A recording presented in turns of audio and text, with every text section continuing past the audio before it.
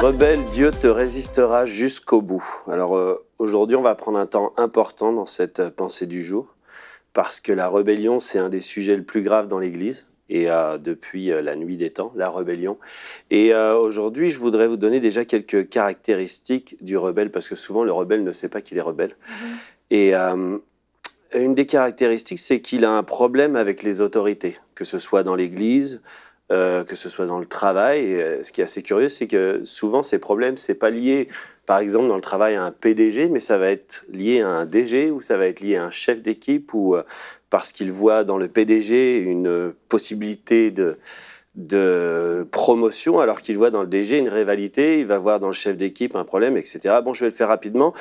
Le rebelle ou la rebelle a souvent un désir personnel de leadership, et il dit souvent le contraire. Il a un avis sur les autres, sur tout le monde. La Bible dit que l'homme spirituel juge de tout, mais il ne juge pas de tout le monde. A un sens plus développé pour l'amour, pour la justice, que pour l'amour de l'amour. Alors ça, je vous laisse digérer ça. Vous pourrez aller sur le site et puis le lire. Un sens plus développé pour l'amour de la justice que pour l'amour de l'amour. Alors que Dieu dit qu'il est bon de souffrir quelques injustices, mais pour ce qui concerne les choses qu'on nous fait, les attaques qu'on peut subir, Dieu nous dit de pardonner 7 fois, 77 fois. Il manque de stabilité dans ses relations. Il a un avis bien précis sur beaucoup de choses et le fait connaître. Il interprète mal à peu près tout. Et ça, c'est très important. Le rebelle, Dieu lui parle de façon précise, mais les autres ne peuvent pas comprendre, même s'ils ont la même Bible et le même Saint-Esprit. Et donc, aujourd'hui, j'aimerais t'inviter, toi, chez toi, à t'examiner pendant ce temps-là. Beaucoup de croyants ont le sentiment de tourner en rond, et ceux qui ont même la sensation d'être en mouvement voient qu'ils reviennent toujours dans les mêmes schémas, à la case départ, parce que la Bible dit que Dieu résiste aux orgueilleux. Et j'aimerais prendre cette image que vous voulez ouvrir des portes, vous voulez aller à tel et tel et tel endroit, mais Dieu, comme il résiste aux rebelles, il résiste aux orgueilleux, il a son petit doigt posé derrière une porte que vous essayez d'ouvrir, mais il vous résistera jusqu'au bout. Et c'est vous qui lâcherez prise, ce n'est pas lui. Il ne donnera jamais son approbation à quelqu'un qui est rebelle. Il n'y aura aucun signe d'approbation. Le succès n'est absolument pas un signe d'approbation de la part de Dieu, sinon toutes les stars d'Hollywood seraient bénies de la part de Dieu. Le succès ne qualifie pas votre approbation. L'approbation de Dieu, c'est une paix surnaturelle, c'est une paix dans notre cœur, c'est une assurance que nous sommes réconciliés avec Dieu et avec les hommes. Et le rebelle ne connaît pas de paix. Il n'a pas la paix. Il est sans cesse tourmenté dans son âme, dans sa sensibilité, dans ses émotions, parce qu'il n'a pas fait la paix. Et Dieu dit dans le psaume 95, au sujet d'Israël, « Je jurais dans ma colère, ils n'entreront pas dans mon repos. » Le rebelle ne connaîtra pas de paix, il ne peut pas en connaître. Et il était question là, pas d'un peuple qui péchait, qui avait été voir des faux dieux, même si c'est arrivé, etc.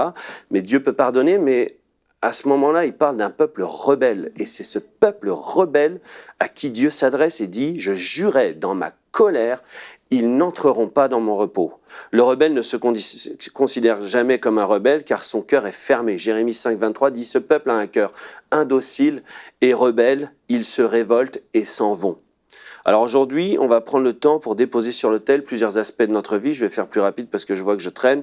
Pour certains d'entre nous, cela va sembler plus coûteux, mais on va quand même le faire. On va réfléchir à notre famille, notre couple, nos parents, nos enfants, l'église locale, celle qu'on fréquente, celle qu'on a arrêté de fréquenter, le service ou l'absence de service, les motivations, les dispositions de cœur lorsqu'on sert, les relations, celles qu'on doit entretenir, celles qu'on doit rétablir parce qu'on a, à cause de notre rébellion, gâché des relations, ou bien les relations qu'on doit entièrement stoppées parce on sait qu'elles ne sont pas de Dieu. Les projets de mariage, de déménagement, de travail, d'études, de ministère, l'obéissance, l'argent, la consécration, la sanctification. Et il y a encore beaucoup de sujets dans lesquels on peut être rebelle. Et maintenant, je vous invite chez vous, là où vous êtes, à fermer les yeux, prendre cet instant. Je sais que c'est une pensée du jour, mais vu que vous m'écoutez, je saisis l'opportunité. Fermez vos yeux maintenant et on va prier cette prière. Sonde-moi, ô Dieu, et connais mon cœur. Éprouve-moi et connais mes pensées, regarde si je suis sur une mauvaise voie et conduis-moi sur la voie de l'éternité. Faites cette prière, refaites-la, commencez à analyser votre vie, regardez où est-ce que vous en êtes et laissez Dieu opérer ce miracle. Vous avez besoin de vous humilier sous la puissante main de Dieu et de revenir de vos mauvaises voies parce que vous serez toujours dans ces mauvaises voies. Il n'y aura pas de guérison si vous refusez cette guérison du cœur que Dieu peut vous donner maintenant. Revenir en tant que rebelle. Et certainement, si tu agis bien, tu relèveras ton visage. Et si tu agis mal, le péché se couche à ta porte, et ses désirs se portent vers toi. Mais toi, domine sur lui. Et c'est ce que j'aimerais te laisser aujourd'hui. Vraiment, domine sur ce péché et reviens de tes mauvaises voies. Dieu veut te guérir. Retrouvez la suite de ce programme dans l'émission Bonjour chez vous sur ENCI TV.